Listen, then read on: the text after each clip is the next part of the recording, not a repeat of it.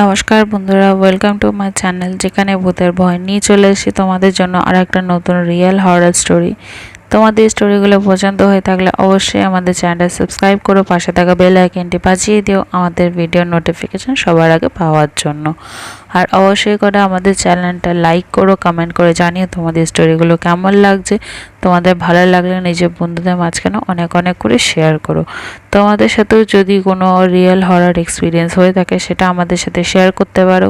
ইনস্টাগ্রামের লিঙ্ক নিচে ডিসক্রিপশনে দেওয়া আছে, সেখানে এসে আমাদের সাথে শেয়ার করতে পারো, আমরা তার উপরেও ভিডিও আনবো।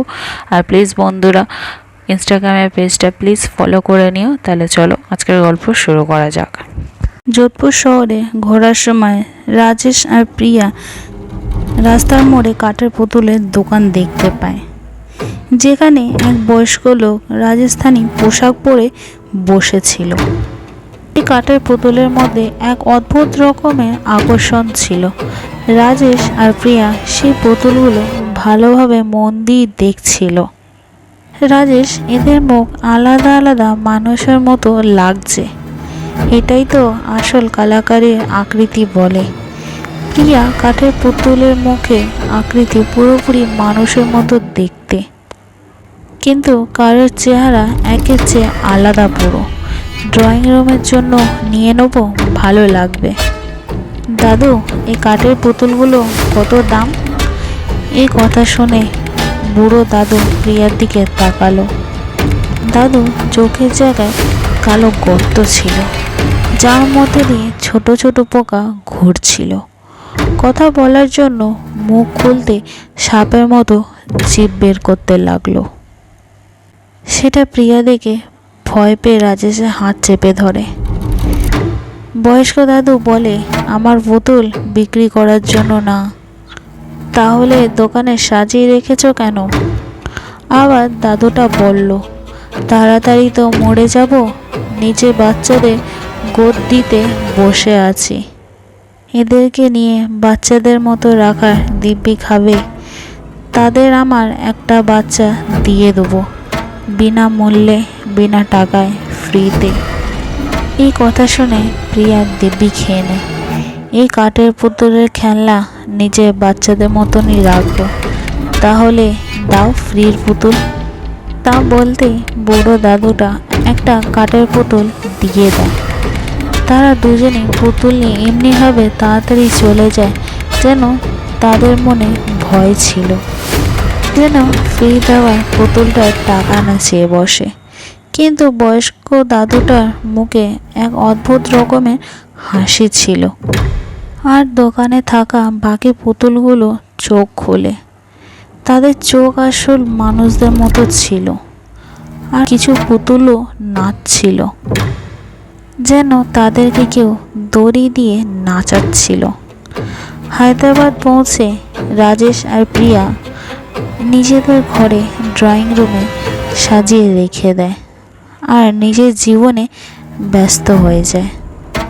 এক রাত হঠাৎ করে রাজেশের ঘুম ভাঙল। সে কেমনি একটা আওয়াজ শুনতে পাচ্ছিল, আর প্রিয়াও সেই ঘরে ছিল না। রাজেশ উঠে ওয়াশরুমে দেখল প্রিয়া সেখানেও ছিল না। সে নিজের রুম থেকে বাইরে চলে যায়, যেদিক থেকে আওয়াজ আসছিল সেদিকে এগিয়ে গেল, আর যা দেখতে পায় তার উপর বিশ্বাসই করতে পারছিল না। ড্রয়িং রুমে প্রিয়া বসে আছে, কাঠের পুতুলের খেলা দেখছে। সেই বয়স্ক দাদুটা কাঠের পুতুল নাচাচ্ছিল। রাজেশ বুঝতে পারছিল না এত রাতে এই বয়স্ক দাদুটা তার ঘরে কি করছে। রাজেশ চিৎকার করে বলে, এ কি হচ্ছে এখানে? বুড়ো দাদুটা রাজেশের দিকে তাকায়। রাজেশ তার চোখের গর্ত পরিষ্কার দেখতে পাচ্ছিল, যার দিয়ে ছোট ছোট পোকা বেরোচ্ছিল। রাজেশ ভয়তে কেঁপে ওঠে, তার পা সেখানে জমে গেছিল। সেই অন্ধ দাদুটা হাসতেই রাজেশ হঠাৎ করে অজ্ঞান হয়ে পড়ে যায়। সকালে তার ঘুম ভাঙতে সে নিজের বেডে শুয়েছিল। প্রিয়াও তার সামনে দাঁড়িয়েছিল। আর সকাল হয়ে গেছিল। রাজেশের মাথা ঘুরছিল, রাত থেকে সকাল কিভাবে হয়ে গেছে, আর সে কোথায়, আর কি হচ্ছিল। প্রিয়া কথা শুনে বুঝতে পারছিল না। কার কথা বলছো? তোমার কাজে যাওয়ার সময় হয়ে গেছে, তুমি ওঠোনি, তাই তোমাকে তুলছিলাম। এক্ষুনি তো তোমার সামনে জয়পুরে সেই দাদুটা খেলা দেখাচ্ছিল বাইরে ড্রয়িং রুমে বসে। রাজেশ, তুমি এক্ষুনি ঘুম থেকে উঠেছো, ঘুমের মধ্যে কোনো স্বপ্ন দেখেছো হয়তো। রাজেশও সেই কথায় বিশ্বাস করে নেয়, হয়তো সে সত্যি কোনো স্বপ্ন দেখেছিল। সে রেডি হয়ে খাবারের টেবিলে চলে যায় আর দেখে আজকে 3টে থালা লাগানো রয়েছে। ঘরে আর কে এসেছে? বাচ্চাদের তো ছুটি নেই যে আসবে আজকে, নাকি তোমার বাড়ি থেকে কেউ এসেছে? না, কেউ আসেনি। ঘরে আমরা 3জনই তো আছি, 3জনে মিলেই খাবো। সেইটা তোই জিজ্ঞাসা করছি, তৃতীয়জন কে আছে? আমাদের বাচ্চা ভুলে গেছো নাকি?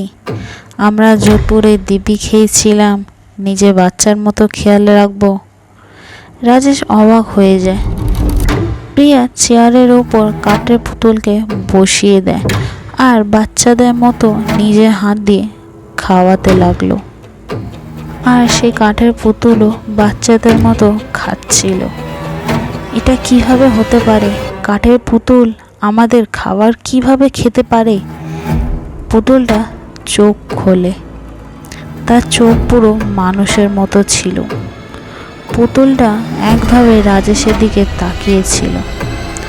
ভয়ের চোটে রাজেশ চেয়ার থেকে পড়ে যায়, নিজের ব্যাগ নিয়ে ঘর থেকে বেরিয়ে যায় প্রিয়ার কোনো কথা না শুনে। এটা এবার সবসময় হতে থাকে। প্রিয়া পুতুলকে নিজের বাচ্চার মতোই খেয়াল রাখত, তাকে স্নান করানো, খাওয়ানো, নতুন নতুন জামা পরানো আর নিজের কাছে বাচ্চাদের মতো ঘুম পাড়াতো। প্রিয়া পুতুল খেলাতে এতটাই ব্যস্ত হয়ে গেছিল যে নিজের বাচ্চাদের ফোনও করতো না। বাচ্চারা ফোন করলেও ফোন ধরতো না। ঘরে থাকা রাজেশও অচেনা ব্যক্তি হয়ে গেছিল। সে নিজেও বুঝতে পারছিল না কি করবে, কাকেই জিজ্ঞাসা করবে, কিভাবে কাঠের পুতুলে ভূত নামাবে। সে কিছু বুঝতে না পেরে যাওয়া ঠিক করে। বিষকে মারে, বুড়ো দাদুটার পায়ে পড়ে যাব, ওনার যত টাকা লাগবে দেবো। সেই শুধু এই কাঠের পুতুলের ভূতের নেশা থেকে বের করতে পারবে প্রিয়াকে। সেদিন রাতে প্লেনের টিকিট কেটে যোধপুর পৌঁছে যায়। সেই বাজারে পৌঁছে যায় আর সেই বুড়ো দাদুটার দোকানে খুঁজতে লাগে, কিন্তু সেই দোকানও খুঁজে পায় না। আশেপাশের লোকেদের জিজ্ঞাসা করতে এখানে কোনো কাঠের পুতুলের দোকান নেই। রাস্তার ধারে এক বয়স্ক লোককে দেখতে পায়, তাকে গিয়ে জিজ্ঞাসা করলো। লোকটা বলে, হ্যাঁ, আগে এখানে কাঠের পুতুলের দোকান ছিল। বাইরে থেকে আসা লোকেরা তার খেলা দেখতে খুব ভালোবাসতো। তার বাড়ি কোথায় বলতে পারবেন? ওনাকে আমার খুব দরকার আছে। উনি তো আর বেঁচে নেই, 25 বছর আগেই তো অন্ধ লোকটা মারা গেছে। হ্যাঁ, কিছু লোকেরা বলে তাকে মাঝে সাঝে এখনো দেখা যায়, কিন্তু কিছুদিন ধরে দেখা যাচ্ছে না। সে তো আমার বাড়িতে আমার বউকে পুতুল নাচ দেখাচ্ছিল। তাহলে তুমি নিজের বউকে হায়দ্রাবাদে একা ছেড়ে খুব ভুল করেছো। যাও, নিজের বউকে বাঁচিয়ে নাও। এই কথা শুনে রাজেশ অতিরিক্ত ভয় পেয়ে যায়। সে উল্টো পায়ে দৌড়ে এয়ারপোর্টে গিয়ে প্লেনের টিকিট কেটে তখনই জয়পুর থেকে হায়দ্রাবাদ পৌঁছে যায়।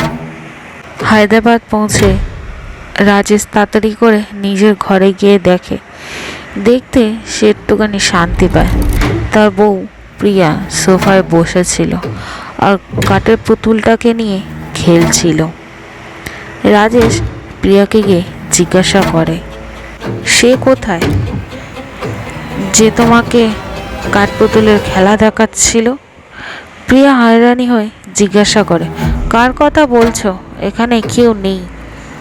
রাজেশ বলল, আরে সেই লোকটাই ওই দিনকার রাতে যে তোমাকে এই কাঠপুতুলের খেলা দেখাচ্ছিল। প্রিয়া বলে, পাগল হয়ে গেছে নাকি? এখানে কেউ আসেনি। রাজেশ অবাক হয়ে প্রিয়াকে দেখতে থাকে। কথা বলার সময়ও প্রিয়া সেই পুতুলটাকে নিজের বাচ্চার মতো খেলছিল। সে প্রিয়াকে বলে, প্রিয়া, সেটা কোনো মানুষ না, সেটা একটা খারাপ ভয়ানক আত্মা যে তোমাকে কাঠপুতুলের খেলা দেখাচ্ছিল। 25 বছর আগে সেই লোকটা মারা গেছে, তার আত্মাই তোমাকে এখানে কাঠের পুতুলের খেলা দেখাচ্ছিল। প্রিয়া বলে, পাগল হয়ে গেছে নাকি? বলছি এখানে কেউ আসেনি, কে আসবে, কে পুতুলের খেলা দেখাবে? আমি তো নিজের বাচ্চাকে নিয়ে খেলছি। প্রিয়া বলে, স্বপ্নের মধ্যে আর বাস্তবের মধ্যে তফাৎটা বোঝো। তুমি যা দেখেছো সেটা তুমি নিজের স্বপ্নে দেখেছো, এখানে কেউ আসেনি। পাগলদের মতো কথা না বলে গিয়ে নিজের কাজ করো। প্রিয়া তখন সে পুতুলটাকে নিজের বাচ্চাদের মতো খেয়াল রাখছিল, তার সাথে খেলছিল। রাজেশে এই বলার পরে প্রিয়া ওখান থেকে উঠে চলে যায়। রাজেশ পিছন থেকে প্রিয়াকে দেখে যাচ্ছিল, ভাবছিল সে কোনো কিছুই করতে পারছে না নিজের বউকে বাঁচানোর জন্য। একদিন রাতে সেই আওয়াজই রাজেশ আবার পায়। সে ঘুম থেকে উঠে দেখে প্রিয়া ওর কাছে ছিল না। রাজেশ আস্তে আস্তে করে বাইরের ড্রয়িং রুমের দিকে যায়, গিয়ে দেখে আবার সেই অন্ধ বুড়োটা প্রিয়াকে পুতুলের খেলা দেখাচ্ছিল। রাজেশ গিয়ে জিজ্ঞাসা করে বুড়োটাকে, কি চাইছো তুমি? প্রিয়ার পিছনে কেন পড়ে আছো?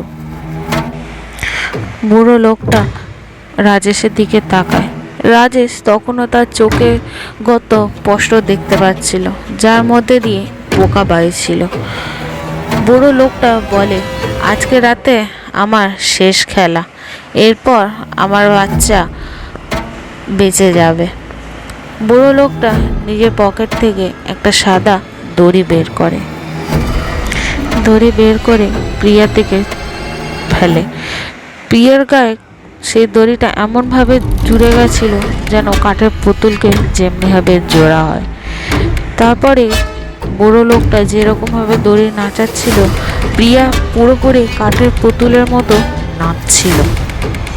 রাজেশ প্রিয়াকে বাঁচানোর জন্য বা নাচ যেরকমভাবে প্রিয়া নাচছিল সেটা বন্ধ করার জন্য রাজেশ যেই প্রিয়ার দিকে এগোচ্ছিল, রাজেশ লক্ষ্য করলো তার পা সেখানেই জমে গেছে। তারপরই প্রিয়া সেরকমভাবেই নাচছিল। প্রিয়া নাচতে নাচতে চিৎকার করে ওঠে। রাজেশ দেখে তার কোমরের নিচের অংশ পুরো কাঠের হয়ে গেছিল। রাজেশ এই দেখে অবাক হয়ে গেছিল। সে কিছুক্ষণ এরকমের নাচতে নাচতে তার কোমরের উপরের অংশটাও পুরো কাঠের হয়ে গেছিল। রাজেশ দেখে বিশ্বাস করতে পারছিল না যে প্রিয়া যে এখন স্বাস্থ্য সবল ছিল, সে হুট করে কাঠের পুতুলের মতো পরিণত হয়ে গেছে। প্রিয়া এমনি পুরো কাঠের হতে সেই ছোট কাঠের পুতুলটা প্রিয়ার মতো দেখতে ও প্রিয়ার মতনই বড় হয়ে গেছিল। এক কথায় কাঠের পুতুলটা জ্যান্ত মানুষ হয়ে নাচতে নাচতে সেখান থেকে বেরিয়ে যায়। রাজেশ বুড়ো লোকটাও তখন প্রিয়ার যে দড়ি দিয়ে কাঠের পুতুলের মতো নাচাচ্ছিল সেই দড়িটাও ছেড়ে দেয়। দাদুটা বলে, আমার কাজ এখানে পুরো হয়ে গেছে, আমার বাচ্চা বেঁচে গেছে, এবার আমি যাচ্ছি আমার আরও বাচ্চাদের বাঁচাতে বলে সেখান থেকে হাওয়াতে অদৃশ্য হয়ে যায়। রাজেশ নিজে তখনই তার পা ছেড়ে যায়। সে প্রিয়ার কাছে গিয়ে জোরে জোরে কাঁদতে লাগে আর বুঝতে পারছিল না যে এটা হলো কি তার বউয়ের সাথে।